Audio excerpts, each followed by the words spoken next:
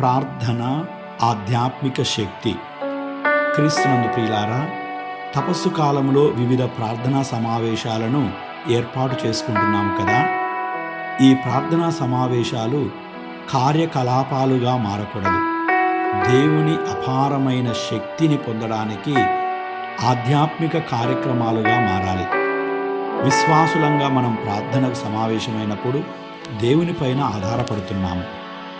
ఆ ప్రార్థనలో మన ప్రతిభను ప్రకటించడం లేదు, మన ప్రణాళికలు జరగాలని ఆశించరాదు. దేవుడు ఉదారంగా మనతో ఉన్నాడు, మనము ఉదారంగా ప్రభువుతో ఉంటున్నాము. ప్రియులారా, ప్రార్థనా సమావేశంలో దేవునితో మన హృదయాన్ని ఏకం చేయాలి, భారాలను పంచుకోవాలి, విశ్వాసములో బలపడాలి, దేవుని మార్గదర్శకత్వంపై ఆధారపడాలి. విశ్వాసులు వినయపూర్వకముగా ప్రార్థించాలే కానీ తమ శక్తిని నైపుణ్యాలను ప్రదర్శించుకోవాలని ఆశించకూడదు. క్రీస్తు పునరుత్థానంలో మనము కూడా పునరుత్థానం కావాలన్న ఆధ్యాత్మిక మేల్కొలుపు ఉండాలి.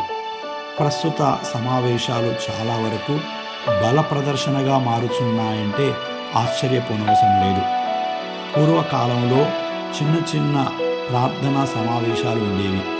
తొలినాటి క్రైస్తవ సంఘం చిన్న కుటుంబములో కలిసి ప్రార్థన చేశారు. అందుకు వారు సిగ్గుపడలేదు. నేడు చిన్న ప్రార్థనా సమావేశం అంటే సిగ్గుగా ఉంటుంది. 10 మందికి బోధించలేము అంటున్నారు. ప్రియులారా, ప్రార్థన దేవునికి మనకు మధ్య జరిగేదే కానీ మన జీవిత ప్రదర్శనగా ప్రార్థనా సమావేశాలు మారకూడదు. దేవునితో మన జీవితాన్ని ఏకం చేయగలగాల. ప్రార్థనను నిర్లక్ష్యం చేసే చర్చి ఆధ్యాత్మికంగా బలహీనపడుతుంది. వారు ప్రార్థన కోసం నమ్మకముతో సమావేశమై ప్రభునిపై ఆధారపడి జీవించే వాళ్ళు ఏక కుటుంబముగా బలపడతారు, ఐక్యంగా జీవిస్తారు. ప్రియులారా, ప్రార్థన దేవుని ఉనికిని, శక్తిని సంఘంలో నింపుతుంది. అంచేత మనం కూడా తొలినాటి క్రైస్తవ సంఘం వలె ఏక హృదయులముగా ప్రార్థన చేద్దాం. మన ఇరుగు పొరుగు వారిని ప్రార్థనలో ఏకం చేసుకుందాం. మన ప్రార్థన దేవుని సన్నిధి చేరునుగాక.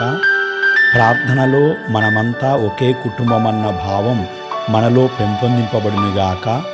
దేవుని సహాయం ఎల్లప్పుడూ మనకు లభించునుగాక. ఆమేన్.